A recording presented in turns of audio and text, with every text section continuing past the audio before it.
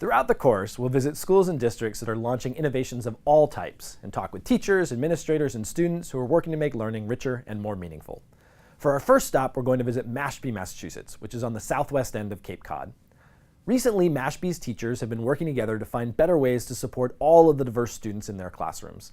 The faculty are learning together about strategies for differentiating instruction so that all kids are engaged and appropriately supported and challenged. They've collectively adopted an approach and an instructional language called multi-tiered student support, which is similar to response to intervention, or RTI, if you're familiar with that family of approaches. The idea is for teachers to work together on getting all students engaged and participating actively in every class, so there's less teacher talk and more student engagement. These approaches are paired with more frequent formative assessment. The idea is to identify when kids are starting to have a hard time before they fall way behind. The focus of this video is not on the specifics of the intervention itself. Instead, it's about what the shift in approach was like for teachers and administrators. So let's go down to the Cape and hear from them about how it's going and learn about what they're learning about launching innovation in schools.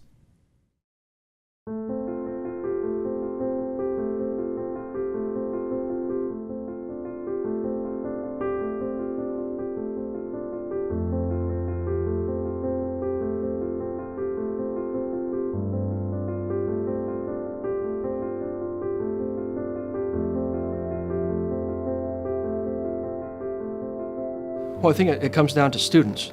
Are the students getting the highest quality instruction? Are the students fully engaged each and every single day in every single classroom that they're in? Do they have the supports in place that teenagers and adolescents need now more than ever? So when you do that, you want to make changes. The end game is always, it's in the best interest of kids. So in order for a district in Massachusetts to be on target, they look at attendance, they look at graduation rates, they look at dropout rates, and all of those contribute to a formula that then translates to a school being anywhere from a level 1, which is where the best schools are, to a level 5, which means that they would be taken over by the state. Schools that are at a level 3 are having a few issues. For Mashpee, it was mostly those test scores that we needed to be able to change. I think that it's going to be the efforts of many affecting all of our students, not just picking those few students that we think maybe would make the difference. We're not just trying to hit the number, we're trying to make a difference for all of our students so that that level 1 is something that reflects everything that we do. As an educator, I would like to make changes in my classroom because I think that that's what an educator should do to make a student successful in society. Society is constantly changing, it's constantly evolving, new technology is always coming out. So if you are not willing to morph and change in your curriculum, how are those students going to learn to change outside in the real world?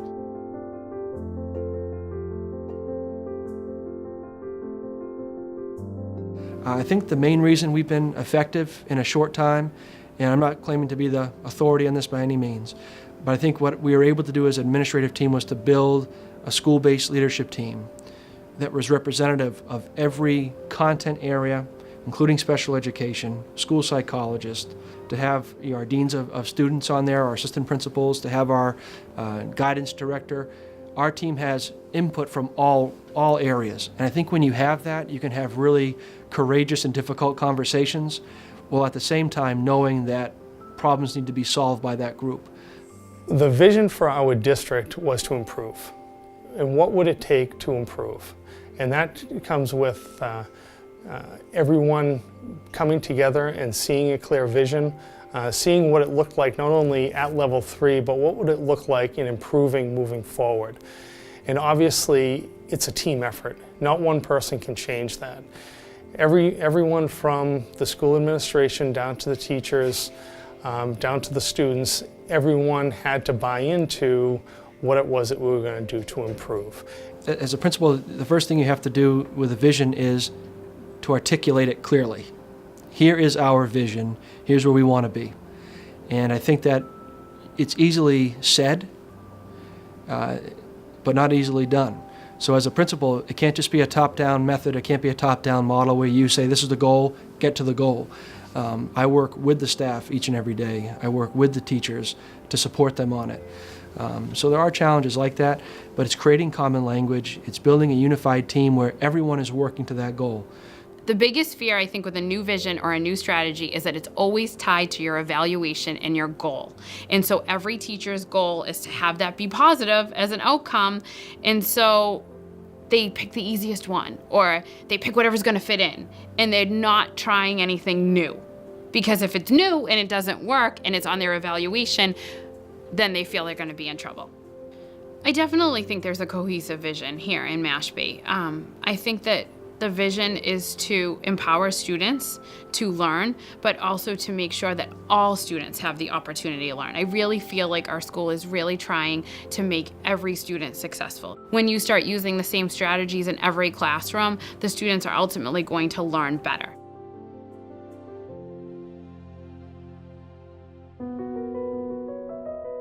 I think the innovation in Mashpee isn't so much just talking about making a difference for kids and having a common language and doing what's right. It's actually making it happen and actually doing it. They're two completely different things, and we're moving mountains in order to be able to have our students' needs met. It's a slow shift sometimes for teachers to wear the hat of the student more often than they wear the hat of the teacher.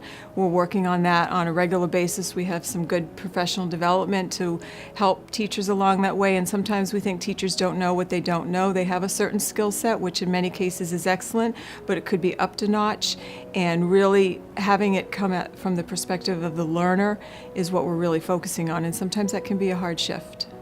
The biggest challenge, I would say, is always sticking to it.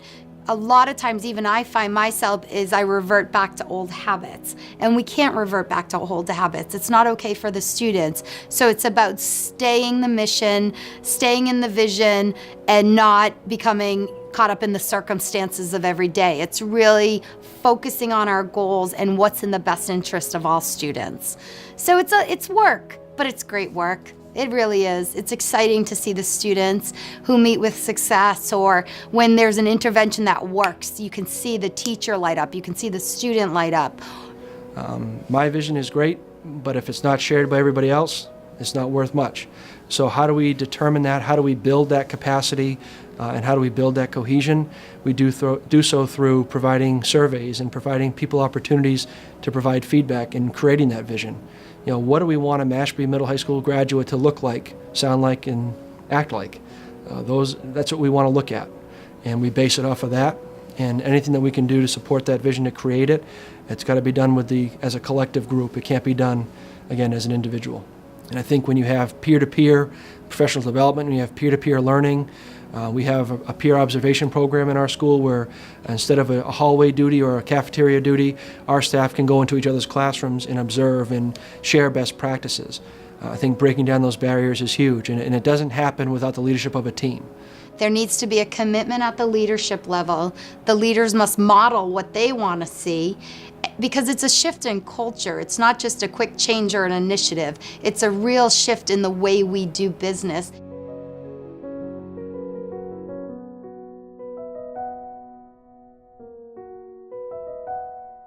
To facilitate change, a lot of the innovation, a lot of the challenges revolve around two big things. One is obviously time, and the other is training and support.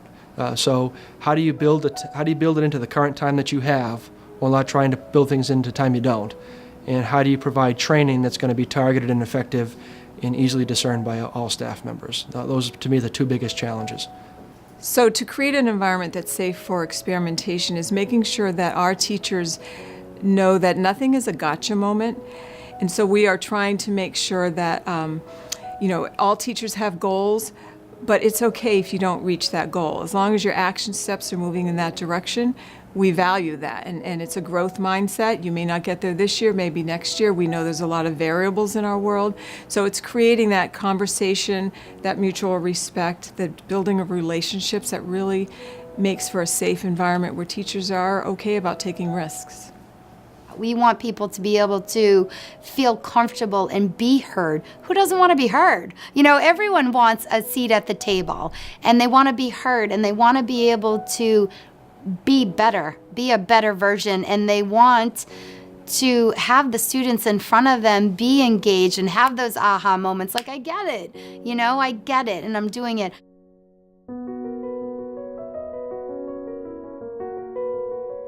I think that anytime you roll out an innovative change, there's got to be a way of measuring or a barometer for its effectiveness. And I think one is the surveys that we give to staff. And we provide opportunities for them to give us input. We did our belief survey at the beginning of last year, in the 15-16 year, and then at the end, we saw a lot of change. But we also saw, that was positive, but we also saw areas that we didn't move. And we took that input and we built it into what we were doing now so that our targets, our interventions, or not interventions, but our learning and professional development for staff is based upon improving those areas.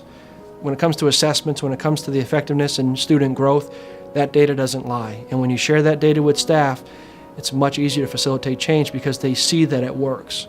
It's not a theoretical, practice. It's something that we've done.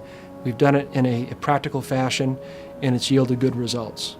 How we've been able to assess and refine our implementation over such a short period of time is to come back together to be able to reflect on the things that we've done, whether or not it's successful or not successful, to make assumptions and to prove those assumptions wrong, or to adjust what it is that we're doing for the good of all and for each and every student.